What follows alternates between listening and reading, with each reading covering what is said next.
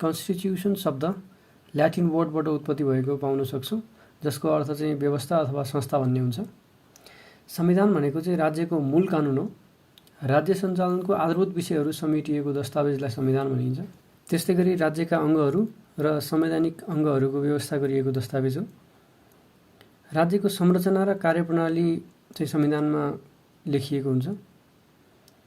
अनि यसलाई चाहिँ एउटा पोलिटिकल लिगल डकुमेन्ट पनि भनिन्छ। त्यसै गरी संविधानलाई सोसियो इकोनोमिक डकुमेन्ट पनि भनिन्छ। संविधान र संविधानसँग सम्बन्धित कानुनहरूलाई संवैधानिक कानुन भनिन्छ, जसका महत्त्वहरू द्याए बमोजिमका छन्। संविधान राज्यको मूल मर्म हो। राज्य व्यवस्थापनको मूल दस्तावेज हो संविधान। सरकार प्रमुख र राष्ट्र प्रमुखको नियुक्ति, काम, कर्तव्य निर्धारण गर्छ यसले। शासन प्रणाली र सरकार गठनमा प्रमुख भूमिका हुन्छ। संवैधानिक निकायको व्यवस्था गर्दछ। मौलिक हक अधिकारको व्यवस्था पनि संविधानले गर्दछ। संवैधानिक कानुनका स्रोतहरूमा जनादेश, त्यो भनेको पिपुल्स म्यान्डेट, अनि कानुनहरू, अनि द्वितीय विधायन र अन्य नियमहरू, न्यायिक निर्णय, त्यो भनेको जुडिसियल डिसिजन्स, अनि प्रथा, परम्परा र मान्यताहरू, अनि अन्तर्राष्ट्रिय सन्धि सम्झौताहरू, कानुनविदका लेख रचना र पुस्तकहरू आदि पर्दछन्। संविधानलाई विभिन्न तरिकाले वर्गीकरण गर्न सकिन्छ। तीमध्ये लिखित र अलिखित, कठोर र नरम, सङ्घात्मक र एकात्मक, गणतन्त्रात्मक र राजतन्त्रात्मक, संसदीय र अध्यक्षात्मक गरेर विभाजन गर्न सकिन्छ। अब नेपालमा संवैधानिक इतिहासको विकासक्रम हेर्ने हो भने चाहिँ यसलाई दुई भागमा विभाजन गरेर अध्ययन गर्न सकिन्छ। पहिलो भनेको चाहिँ लिखित संविधान आउनुभन्दा अगाडिको समयको भयो। अर्को भनेको लिखित संविधान जुन नेपाल सरकारको वैधानिक कानुन 2004 हो, त्यसपछिको संवैधानिक विकासक्रमहरूलाई लिन सकिन्छ। सुरुमा लिखित संविधान आउनुभन्दा अगाडिका विषयहरूको कुरा गरौँ। समाजमा मूल्य मान्यता, धर्म, प्रथा, परम्परा, संस्कार, सनद सवाल, अभिलेख, राजाको आदेश आदिले चाहिँ काम हुन्थ्यो। नारद स्मृति, मनोस्मृति, शुक्रनीति, यज्ञवल्क्य स्मृति, श्रुति, हिन्दू विधिशास्त्र आदिले समाज चल्दथ्यो। मिताक्षरा र दयाभाग गरेर दुई किसिमका कानुनी प्रणालीहरू अवलम्बन गरिन्थ्यो। त्यसमा चाहिँ मिताक्षराले महिलालाई बढी अधिकार दिन्थ्यो भने दयाभागले पैतृक अधिकार चाहिँ छोराहरूमा हुन्छ भन्ने व्यवस्था गरेको थियो। किराँत कालमा कानुनको सबभन्दा प्रमुख स्रोत भनेको मुन्धुम थियो। मुन्धुम भनेको चाहिँ किराँतहरूको धर्मग्रन्थ पनि हो। त्यसै गरी लिच्छवीकालमा 4 प्रकारका न्यायाधिकरणहरूको व्यवस्था गरिएको थियो, जसमा कुथेर, सुल्ली, लिङ्गवल र मापचोक थिए। तीमध्ये कुथेर न्यायाधिकरणले राजस्व, सुल्लीले न्याय, लिङ्गवलले यातायात र खानेपानी, मापचोकले विवाह सम्बन्धी विवादको समाधान गर्ने गर्दथ्यो। त्यसै गरी त्यसबेला चाहिँ पञ्चापराधको पनि व्याख्या गरिएको थियो। त्यसमा चाहिँ चोरी, जारी, हत्या, राजद्रोह र यस्ता कार्यमा मिलेमतो गर्नेलाई पञ्चापराध मानिन्थ्यो र कडा दण्ड दिइन्थ्यो। त्यसै गरी मल्लकालमा ताम्रपत्र, सनद, सवाल, अभिलेख, पञ्जापत्र आदिको प्रयोग हुन्थ्यो। र यस समयमा चाहिँ राजा जयस्थिति मल्लले मानव न्यायशास्त्र अथवा न्याय विकासिनीको विकास गरेका थिए। शाहकालमा चाहिँ पृथ्वीनारायण शाहले दिएका दिव्योपदेश, अनि त्यसै गरी राजा राम शाहले 26 तिथिको निर्माण गरेका थिए। अब नेपालको पहिलो लिखित संविधान, नेपाल सरकारको वैधानिक कानुन 2004 आए पश्चातको संवैधानिक विकास क्रमलाई छोटकरीमा हेरौँ। नेपालको पहिलो लिखित संविधान नेपाल सरकार वैधानिक कानुन 2004 जुन श्री 3 पद्मशमशेरले जारी गरेका थिए। जारी भए पनि कार्यान्वयन नभएको पहिलो संविधान भनेर पनि यसलाई चिनिन्छ। त्यसै गरी नेपाल सरकार अन्तरिम शासन विधान 2007 चाहिँ राजा त्रिभुवनले जारी गरेका थिए। यो चाहिँ दिल्ली सम्झौता पश्चात जारी भएको हो। यस अन्तरिम शासन विधानको उद्देश्य भनेको 2 वर्षभित्र संविधान सभा निर्वाचन गराउने भए पनि यसले उद्देश्य अनुरूप आफ्नो चाहिँ काम गर्न नसकेको हामी इतिहासमा पाउँछौँ। त्यसै गरी यसले चाहिँ राज्यका नीति तथा निर्देशक सिद्धान्तको पनि व्यवस्था गरिएको थियो। त्यसमा चाहिँ मौलिक हक पनि त्यही निर्देशक सिद्धान्तभित्रै व्यवस्था गरिएको हामी पाउन सक्छौँ। त्यसै गरी नेपाल अधिराज्यको संविधान 2015 जुन श्री 5 महेन्द्रले जारी गरेका थिए, उक्त संविधान लेख्नको लागि चाहिँ बेलायतबाट सर आइभर जेनिङ भन्ने विद्वानलाई पनि बोलाइएको पाउन सक्छौँ हामी। त्यसै गरी नेपालको संविधान 2019 जुन श्री 5 महेन्द्रले जारी गरेका थिए, करिब 3 दशकसम्म व्यतीत गरेको थियो यो संविधानले। नेपालको इतिहासमा लामो समय टिकेको संविधान भनेको यही पाउन सक्छौँ हामी। त्यसै गरी नेपाल अधिराज्यको संविधान 2047 जुन राजा वीरेन्द्रले जारी गरेका थिए। त्यसै गरी नेपालको अन्तरिम संविधान 2063 जुन 10 वर्षीय सशस्त्र जनयुद्ध पश्चात 62-63 को बृहत जनआन्दोलनको नतिजाको रूपमा हामी पाउन सक्छौँ। त्यसमा चाहिँ सार्वभौमसत्ता र राजकीय सत्ता पहिलोचोटि नेपाली जनतामा निहित रहेको थियो। हिन्दू राज्य नेपाल थियो भने त्यस पश्चात धर्मनिरपेक्ष भएको हामी पाउँछौँ। लोकतान्त्रिक गणतन्त्रात्मक राज्यको रूपमा नेपाललाई चिनिन्छ त्यस पश्चात। अनि आमाको नाममा नागरिकता लिन पाउने व्यवस्था पनि उक्त संविधानदेखि व्यवस्था गरिएको थियो भने अहिले कार्यान्वयनमा रहेको संविधान भनेको नेपालको संविधान हो, जुन 2072 साल असोज 3 गते जारी भएको थियो। उक्त संविधानको विशेषताहरू हामीले यहाँनिर छोटकरीमा हेर्नेछौँ। संविधान सभाबाट निर्मित तथा राष्ट्रपतिबाट घोषित पहिलो संविधान। सार्वभौमसत्ता र राजकीय सत्ता नेपाली जनतामा निहित। स्वतन्त्र, सार्वभौम, अविभाज्य, धर्मनिरपेक्ष, समावेशी, लोकतन्त्रात्मक र समाजवाद उन्मुख थियो। बृहत्तर मौलिक हक र नागरिकका कर्तव्यको व्यवस्था गरिएको थियो। राज्यका निर्देशक सिद्धान्त, नीति तथा दायित्वको व्यवस्था। सङ्घीय शासकीय संरचना, त्यो भनेको चाहिँ सङ्घ, प्रदेश र स्थानीय तहमा विभाजित गर्यो यसले चाहिँ राज्यलाई। यसमा 7 प्रदेश र 77 जिल्लामा विभाजित भएको छ। अनि संवैधानिक निकायहरूको व्यवस्था, प्रतिस्पर्धात्मक, बहुदलीय, लोकतान्त्रिक शासन प्रणाली अवलम्बन गरिएको। मिश्रित निर्वाचन प्रणाली, त्यो भनेको प्रत्यक्ष र समानुपातिक 60-40 को अनुपातमा चाहिँ निर्वाचन प्रणाली अपनाइन्छ। अनि अर्को संसदीय सुनाइको व्यवस्था, स्वतन्त्र, सक्षम र निष्पक्ष न्यायपालिकाको व्यवस्था, कानुनी राज्यको अवधारणा, नागरिक सर्वोच्चता, आमा र बाबु दुवैबाट चाहिँ नागरिकता लिन पाउने व्यवस्था। लैङ्गिक समानता, त्यो भनेको चाहिँ राष्ट्रपति र उपराष्ट्रपति मध्ये एकजना महिला र एकजना पुरुष हुनुपर्ने। त्यसै गरी सभामुख, उपसभामुख, त्यसै गरी स्थानीय तहसम्म पनि यस्तो व्यवस्था लागू गरिएको। अनि मन्त्री परिषदमा चाहिँ बढीमा 25 जना मात्रै सदस्य हुन सक्ने, त्यो भनेको 25 जना भन्दा बढी मन्त्री परिषदको सदस्य हुन नसक्ने व्यवस्था। कार्यकारी पदको लागि चाहिँ वंशज नागरिकता अनिवार्य गरिएको थियो। अनि 2 वर्षसम्म चाहिँ अविश्वासको प्रस्ताव ल्याउन नपाउने भन्ने व्यवस्था यस संविधानमा गरिएको छ। यी चाहिँ नेपालको संविधान जो 2072 सालमा जारी गरिएको थियो त्यसका केही विशेषताहरू भए। संवैधानिक सर्वोच्चतालाई शिरोधार्य गर्ने एउटा दर्शन हो संविधानवाद। संवैधानिक सर्वोच्चता भन्नाले चाहिँ सरकारको सिद्धान्त र मर्म व्यवस्थाहरू चाहिँ संविधान अनुरूप मात्र निर्दिष्ट हुनुपर्ने व्यवस्था हो हैन। अब त्यसका विशेषताहरू मैले यहाँ पोइन्ट वाइज लेखेको छु, त्यसलाई सर पढौँ। संवैधानिक सर्वोच्चता, जनताको सार्वभौमसत्ता, स्वतन्त्र र सक्षम न्यायपालिका, शक्ति पृथकीकरण र नियन्त्रण र सन्तुलन, न्यायिक पुनरावलोकन, सीमित सरकार, मौलिक हक सुनिश्चितता, आवधिक निर्वाचन, स्वतन्त्र संवैधानिक निकायहरू आदि चाहिँ संविधानवादका विशेषताहरू रहेका छन्। अब रुल अफ लको बारेमा कुरा गरौँ। कानुनभन्दा माथि कोही पनि हुनु हुँदैन अथवा हुन सक्दैन हैन। No one can be above the law भन्ने आस्था एवं मान्यतालाई सिरोपर गर्ने शासकीय दर्शन भनेको कानुनको शासन हो, जसका फाउन्डरको रूपमा एबी राइसीलाई लिन सकिन्छ। उनका पुस्तक an introduction of the law of constitution जुन 1885 मा रिलिज भएको थियो, त्यो पुस्तकमा चाहिँ supremacy of law, equality before law अनि enforcement of the right and protection, जसको अर्थ भने चाहिँ कानुनभन्दा माथि कोही हुन नहुने, कानुनको अगाडि सबै समान हुने, मौलिक हकको सुनिश्चितता र उल्लङ्घन भए चाहिँ उपचारको व्यवस्था गर्ने भन्ने चाहिँ प्रमुख सिद्धान्तहरू रहेका छन्। अब त्यसै गरी शक्ति पृथकीकरणको सिद्धान्तको बारेमा कुरा गर्दाखेरि चाहिँ शक्ति पृथकीकरणको सिद्धान्त भनेको चाहिँ राज्यका 3 प्रमुख अङ्गहरू जुन कार्यपालिका, व्यवस्थापिका र न्यायपालिका हुन्, यिनीहरू बीचको चाहिँ शक्तिलाई चाहिँ विभाजन गरिनेलाई बुझिन्छ हैन। व्यवस्थापिकाले कानुनको निर्माण गर्दछ, कार्यपालिकाले कानुन कार्यान्वयन गर्दछ भने न्यायपालिकाले चाहिँ कानुनको व्याख्या गर्ने गर्दछ।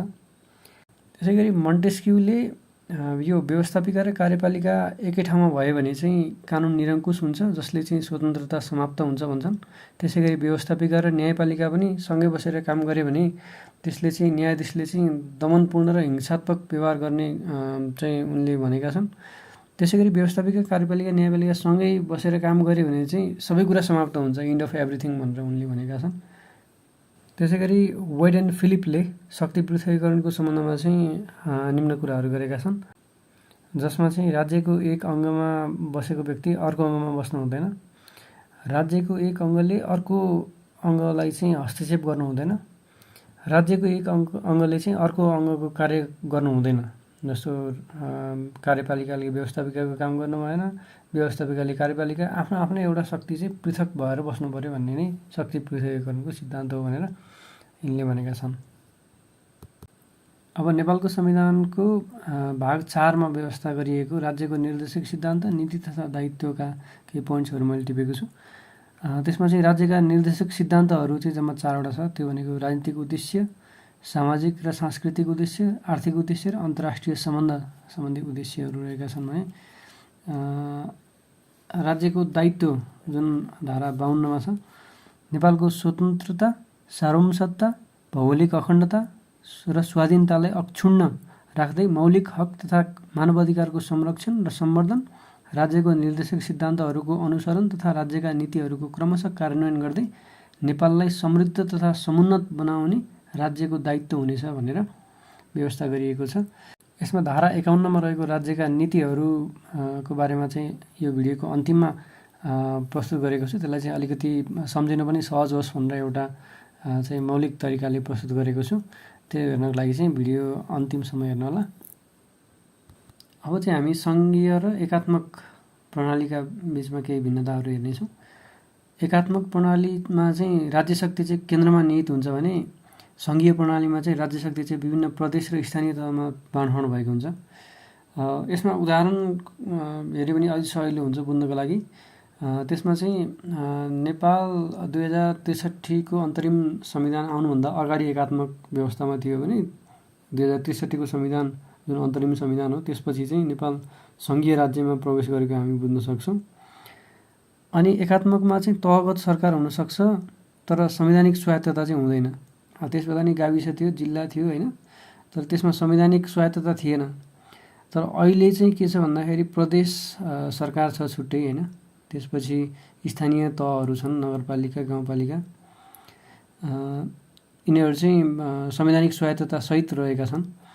अनि केन्द्र सरकारले चाहिँ तल्लो निकायलाई आफ्नो तजविजले अधिकार प्रत्यायोजन गर्न सक्छ एकात्मक प्रणालीमा होइन।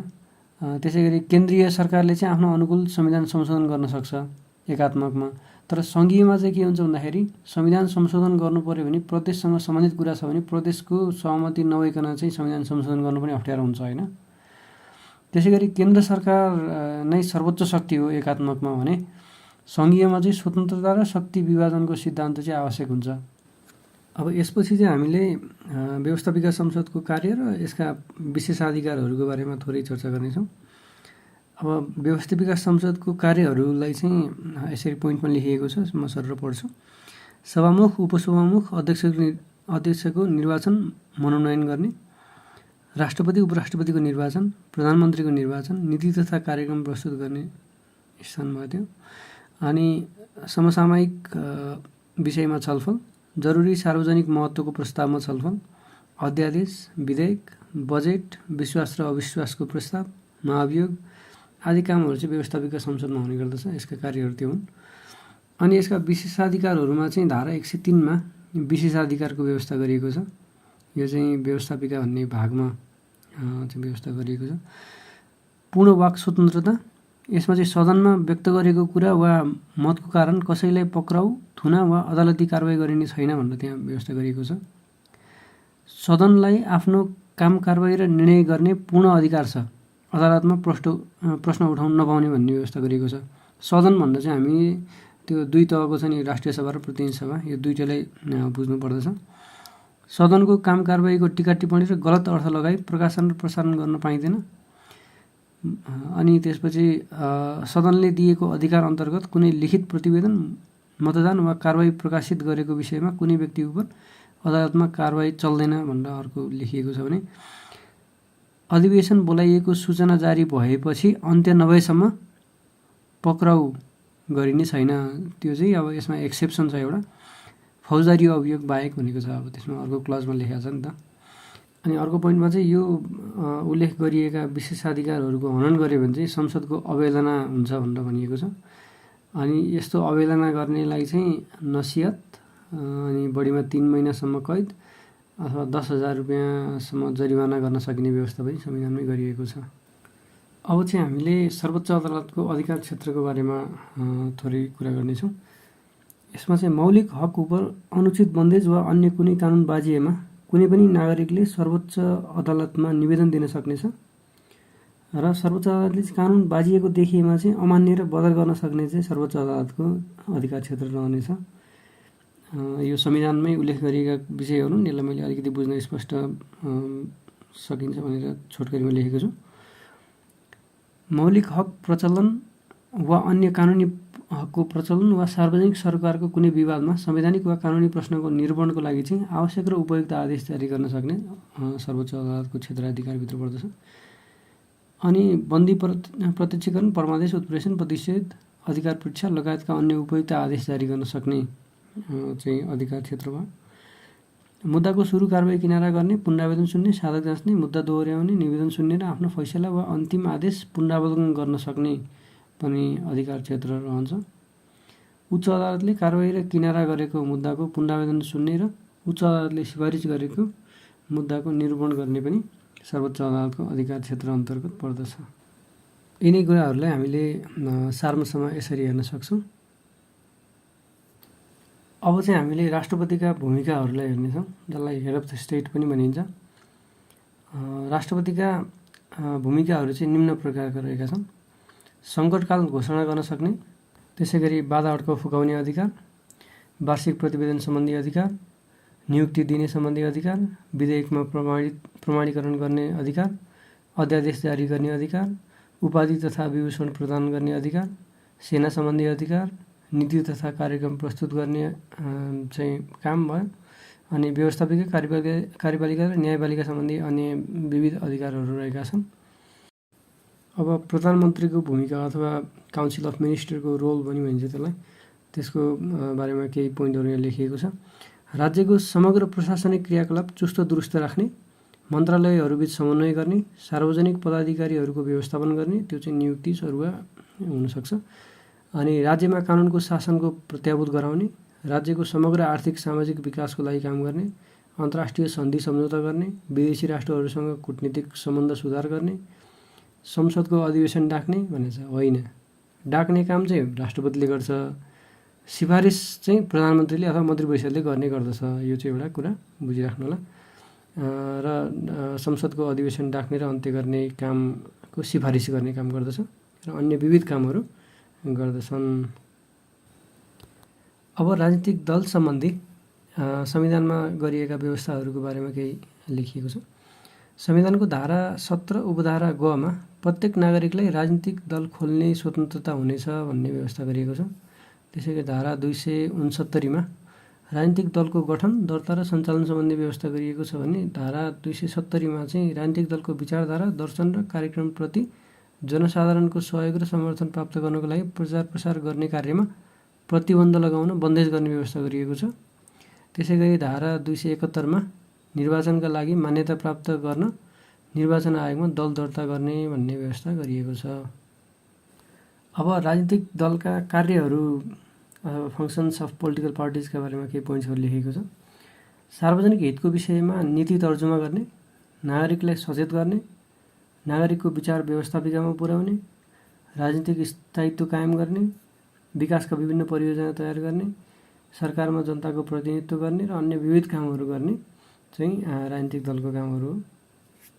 र अब यसपछि संविधानको भाग 31 मा व्यवस्था गरेको संविधान संशोधन, एमेन्डमेन्ट अफ द कन्स्टिट्युसनको बारेमा केही पोइन्टहरू लेखेको छु। समाजको आर्थिक, सामाजिक, राजनीतिक मूल्य मान्यता तथा समयको माग अनुसार चाहिँ संविधान संशोधन गर्नुपर्ने हुन्छ। संवैधानिक सर्वोच्चता, कानुनी शासन र संविधानवाद कायम राख्न संविधान संशोधनले मद्दत पुर्याउँदछ।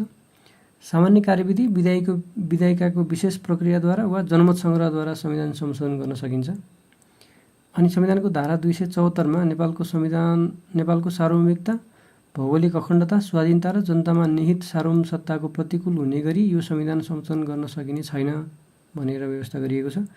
अन्य विषयमा चाहिँ संविधान संशोधन गर्दा संविधान संशोधन विधेयक सदनमा प्रस्तुत गर्ने, सर्वसाधारण जनताको जानकारीको लागि सार्वजनिक प्रकाशन गर्ने, अन्य प्रक्रिया पुरा गरेर चाहिँ सङ्घीय संसदको दुवै सदनमा तत्काल कायम रहेका सदस्यहरूको 2/3 बहुमतबाट पारित गरेर राष्ट्रपतिबाट प्रमाणीकरण गराउने व्यवस्था रहेको छ। यसलाई चाहिँ कठोर संविधानको रूपमा लिन सकिन्छ, किनभने यो संशोधन गराउने प्रक्रिया अलिकति जटिल भएको भएर यस्ता संविधानलाई चाहिँ कठोर संविधानको रूपमा लिइन्छ। अब संविधानको भाग 30 अन्तर्गत रहेको सङ्कटकालीन अधिकारका बारेमा केही सारांश लेखिएको छ। यहाँ संविधानको धारा 273 सङ्कटकालीन व्यवस्था भनेर व्यवस्था गरेको, त्यसमा लेखिएको छ नेपालको सार्वभौमसत्ता, भौगोलिक अखण्डता वा कुनै भागको सुरक्षामा युद्ध, बाह्य आक्रमण, सशस्त्र विद्रोह, चरम आर्थिक विशृङ्खलता, प्राकृतिक विपद वा महामारीको कारणबाट गम्भीर सङ्कट उत्पन्न भएमा राष्ट्रपतिले नेपालभर वा नेपालको कुनै खास क्षेत्रमा लागू हुने गरी सङ्कटकालीन अवस्थाको घोषणा गर्न वा आदेश जारी गर्न सक्नेछ भन्ने व्यवस्था गरिएको छ। त्यसै गरी प्रदेश सरकारले सङ्कटकालीन घोषणाको लागि अनुरोध गर्न सक्ने भन्ने व्यवस्था छ। अनि यो अनुमोदनको लागि चाहिँ 1 महिनाभित्र सङ्घीय संसदको दुवै सदन, त्यो भनेको राष्ट्रिय सभा र प्रतिनिधि सभामा पेश गर्नुपर्नेछ भन्ने कुरा। सङ्कटकाल घोषणा भएमा संविधानको भाग 3 मा व्यवस्था भएका मौलिक हकहरू चाहिँ निलम्बन गर्न सकिनेछ भन्ने छ। त्यसको अर्को प्याराग्राफमा मैले एस्टेरिक लगाएको छु, त्यो भनेको चाहिँ त्यसको अर्को प्याराग्राफमा चाहिँ निलम्बन गर्न नहुने धाराहरू उल्लेख गरिएको छ, त्यो तपाईँले हेर्नु होला संविधानमा। र यस्तो घोषणा वा आदेश राष्ट्रपतिले जुनसुकै बेला पनि फिर्ता लिन सक्ने व्यवस्था संविधानमा गरिएको छ। नेपालको संविधानमा 35 वटा भागहरू रहेका छन्। ती 35 वटा भागहरू हामीले यदि सम्झिन सक्यौँ भने पनि परीक्षामा लेख्न धेरै सजिलो हुन्छ। तिनीहरूलाई चाहिँ मैले कलर कोड अनुसार मिलाएर राखेको छु। ती कलर कोड अनुसार तपाईँले छुट्याएर पढ्नुभयो भने सहज हुन्छ। त्यसै गरी नेपालको संविधानको भाग 3 मा मौलिक हकहरूका व्यवस्था गरिएको छ। ती मौलिक हकहरूलाई पनि सूत्रबद्ध गरेर सम्झिने तरिका बताएको छु। यी तरिकाहरू तपाईँलाई पहिले थाहा छ भने यी कुराहरू आवश्यक परेन। यदि छैन भने 3-4 पटक प्र्याक्टिस गर्नुभयो भने पनि धेरै आइडिया हुनसक्छ। संविधानको धारा 51 बमोजिमका राज्यका नीतिहरू सम्झिनको लागि एउटा यात्रा गरौँ। यात्राको सुरुवात घरबाट गरौँ।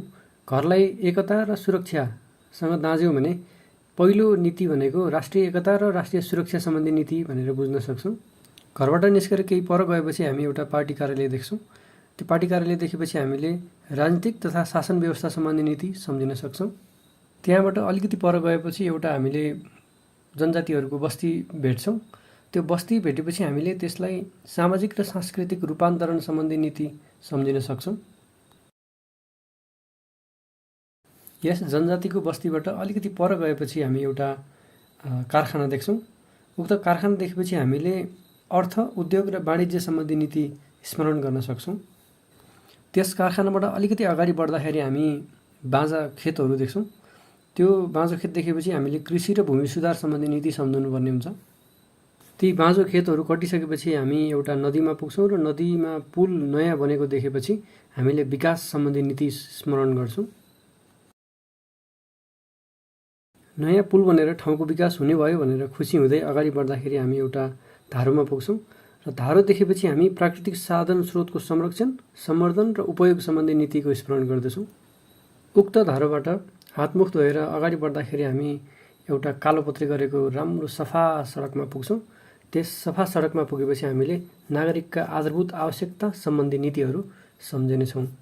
त्यस सडकमा यात्रा गर्दै गर्दा हामीले छेउमा एउटा वर्कसप देख्छौँ। वर्कसपमा काम गरिरहेका श्रमिकहरूलाई देखेर हामीले श्रम र रोजगार सम्बन्धी नीतिको स्मरण गर्नेछौँ। त्यहाँबाट अघि बढेपछि अलि पर पुगेर एउटा उकालोमा पुग्छौँ र उकालोमा एउटा वृद्ध मानिस थकाइ मारी त्यो उकालो उक्लिरहेको देखेर हामीले सामाजिक न्याय र समावेशीकरण सम्बन्धी नीतिको स्मरण गर्नेछौँ। त्यहाँबाट अलिकति अगाडि पुगेर हामीले एउटा ट्राफिक प्रहरीलाई देख्छौँ र ट्राफिक प्रहरीलाई देखेपछि हामी न्याय र दण्ड व्यवस्था सम्बन्धी नीतिको स्मरण गर्न सक्छौँ। र त्यहाँबाट अलि पर एउटा मन्दिरको छेउमा पुग्दै गर्दा पर्यटकहरूलाई देखेपछि हामी पर्यटन सम्बन्धी नीतिको स्मरण गर्नेछौँ र ती पर्यटकहरूलाई देखेपछि हामी अन्तर्राष्ट्रिय सम्बन्ध सम्बन्धी नीतिको स्मरण गर्दै हाम्रो यस राज्यका 13 वटा नीतिहरू स्मरण गर्ने यात्रा सकिएको खुसी मनाउँदै अझै अगाडि बढ्नेछौँ।